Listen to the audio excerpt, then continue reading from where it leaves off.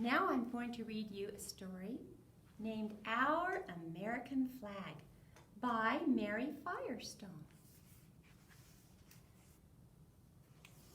I'm Mary Pickersgill.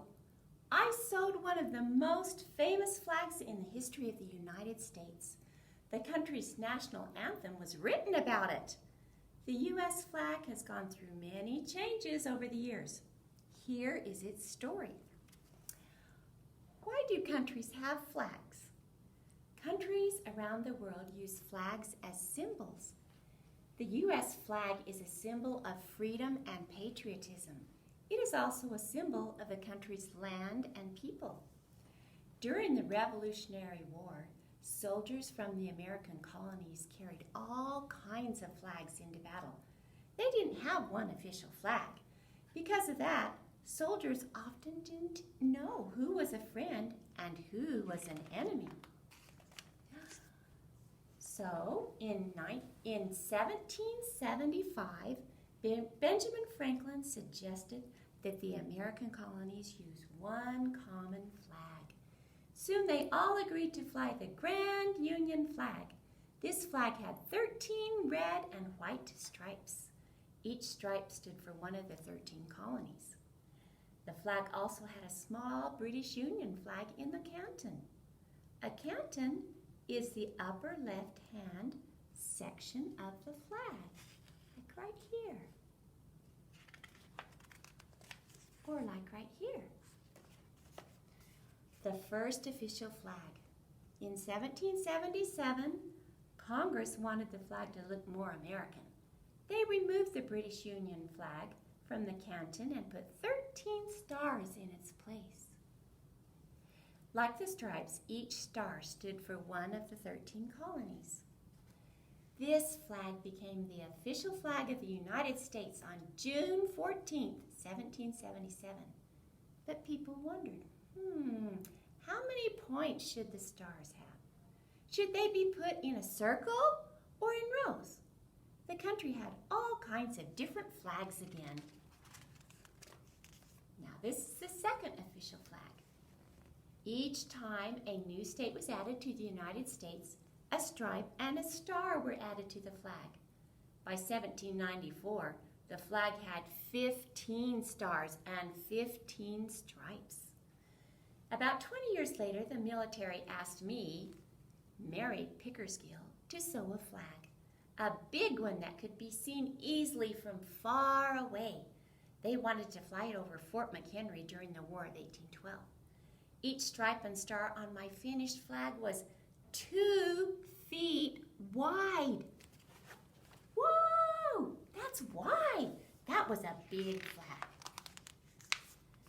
So, the British bombed Fort McHenry for 25 hours. When the smoke cleared, my beautiful flag was still flying. A lawyer named Francis Scott Key saw the flag and wrote a poem about it.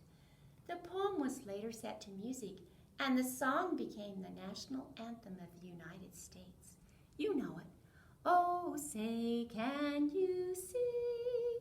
And they were talking about my beautiful flag. Then in 1818, 5 new states joined the country.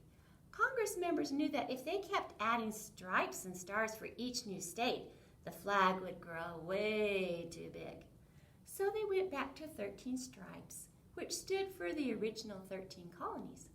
Only a star would be added for each new state. But people still lined up stars in different ways. So in 1912, President William Howard Taft put the flag stars in official order. The country then had 48 states. So the flag had 6 rows of stars with 8 stars in each row. Each star had 1 point facing up.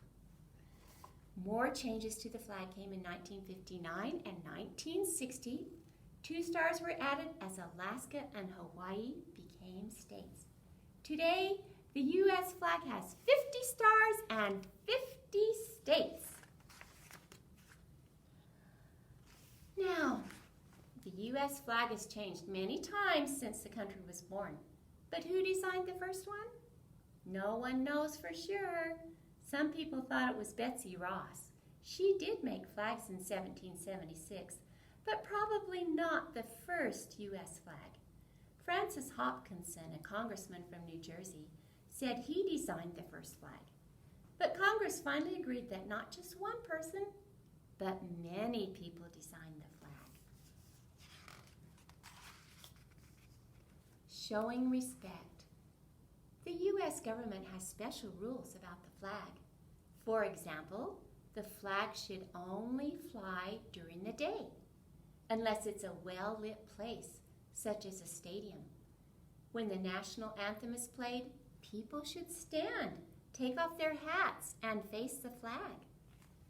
The flag should not touch the ground. It should not fly in bad weather either. All of these rules are part of the U.S. Flag Code.